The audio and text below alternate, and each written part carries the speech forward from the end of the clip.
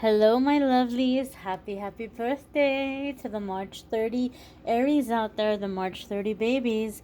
This is going to be a card of the day for the next 24 hours.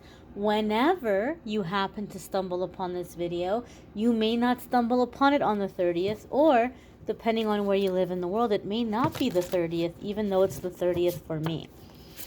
I've got some big news, guys. I have a big announcement. Stay tuned for the end, those of you who care. The rest of you, we're going to get right onto the cards of the day. No, I'm not engaged. I'm not getting married. Every time I tell people I have big news, they think I'm getting married. I'm a single Pringle. Nothing like that going on. But we're going to see what the card of the day is today. Oh, that doesn't feel right. It had too much pull. It had too much resistance. There we go. That feels right.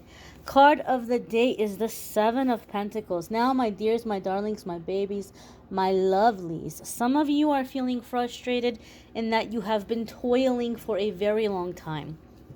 And sometimes when things aren't happening at lightning speed, we start to think, oh, well, maybe I'm not aligned. Or maybe this isn't the path for me. Or, things aren't just, bursting, into super hyper mode here. So maybe my work is not being blessed. When the Seven of Pentacles comes up, it tells you that there's some unnecessary worry here, that not everything is going to happen at the speed of light. Not everything is going to happen overnight. It's the same way that a farmer would be planting seeds, right? Those seeds aren't going to grow the next day. They take time. We have to water them. We have to cultivate them, and we have to be patient. If you're looking at that seed and you're going, oh, it hasn't grown yet. Maybe I planted it in the wrong place. Let me take it out of there. Let me try to replant it somewhere else. If you keep moving things around, if you keep forcing and pushing and doing all this extra stuff, you're going to stifle that poor little seed, and it's never going to have a chance to grow. So there is such a thing as doing too much. There is such a thing as pushing too much. Especially in today's culture, we're taught to, hustle and grind. And I've seen all these things online with these big successful people that sleep 2 hours a night. And like, I don't need to sleep. I'll sleep when I'm dead. They wake up and they work out for 4 hours. Then they go run their $1 billion business. And then I don't know what, and then they'll sleep for 2 hours a night. Our body wasn't meant to do that. And things don't have to be so much hustle. Things don't have to be so hard. Some of us, because of the culture that we grew up in, we were taught that work has to be very hard and not enjoyable, right? So we have this unrealized autopilot thinking in our mind that if we're going to be successful, if we're going to have financial abundance, that we have to work really hard, right? Blood, sweat, and tears, right? A lot of us grew up hearing that. Some of us are from that generation, or our culture has that belief.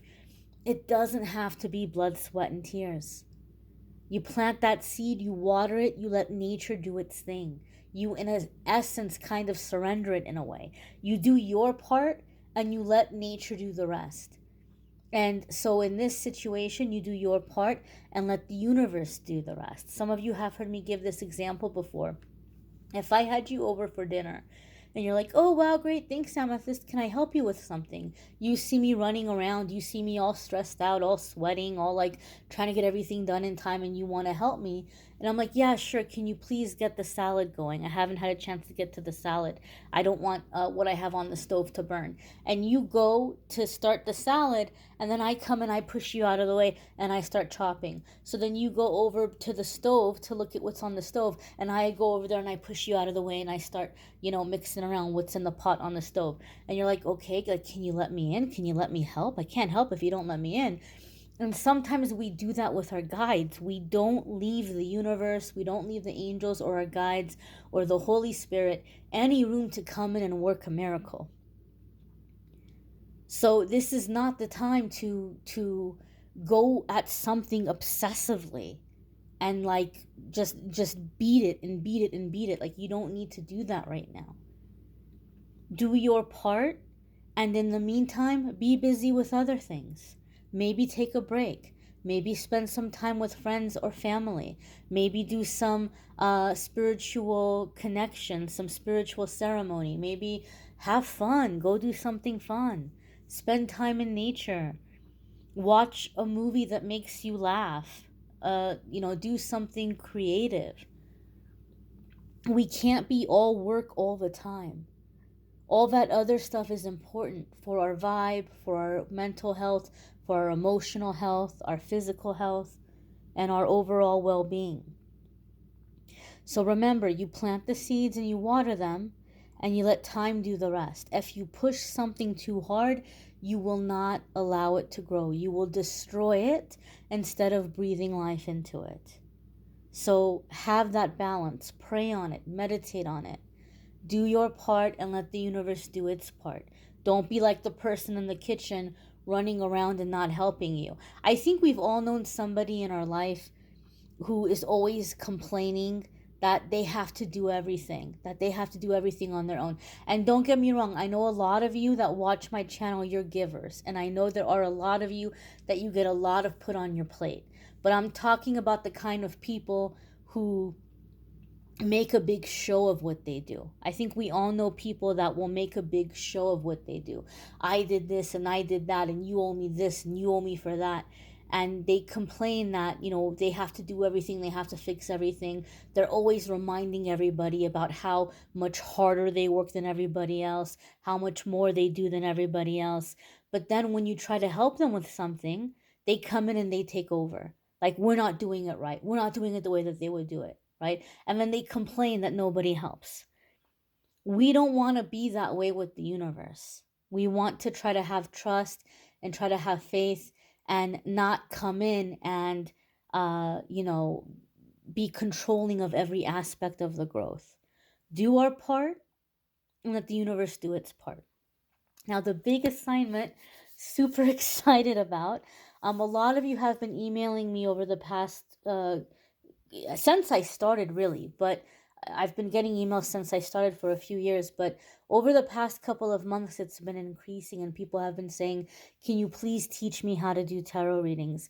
Can you please teach me how to read intuitively? Can you please train me on building my intuition? And a lot of you have wanted to book hour times with me and like pay an hourly fee to learn by the hour.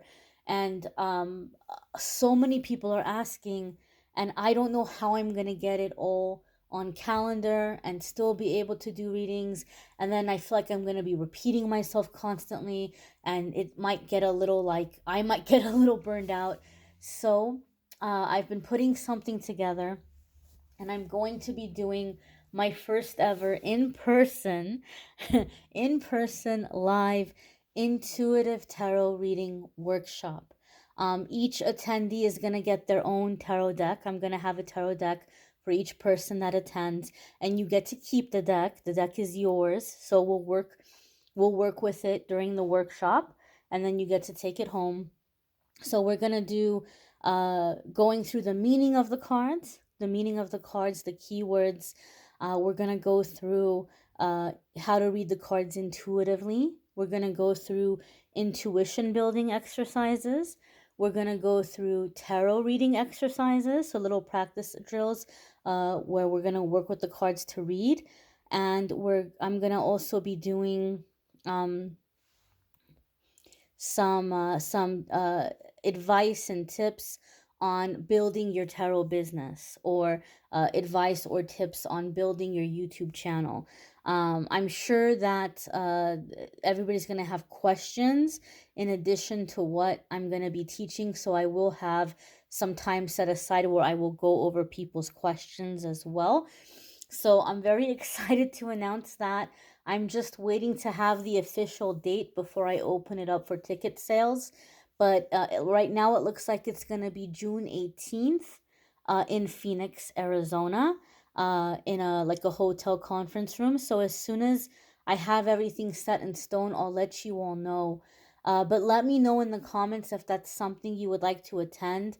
And let me know in the comments if there's another city where you would like me to come to, because depending on how things go with this event, I might try to put some money into some reliable transportation, reliable enough to go different places in the US. Not like, I don't want to call it a tour, but take the workshop to different locations, to different states. But right now, I feel like Phoenix, Arizona might be a good central enough place to other states that are around it. And then we will expand from there. We'll see from there. So let me know what you think in the comments. I thank you all for watching, liking, sharing, commenting, subscribing. Don't forget, weekly forecasts are linked in the description of this video. Private readings you can schedule through the link in the description of this video, calendly.com/amethystangelite. I thank you all for watching, liking, sharing, commenting, subscribing.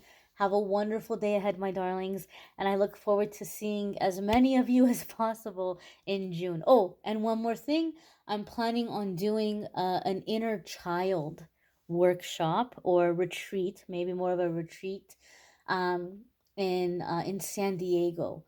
I don't know if it'll be in June or if it'll be in July, or maybe at some other time, but I'm trying to figure that out as well. So let me know your opinions, your thoughts, where you'd like me to come next, and anything you're trying to learn that you would really like to have included in any kind of workshop or retreat, because my goal is to help all of you. So it's always good to know what things you would like covered.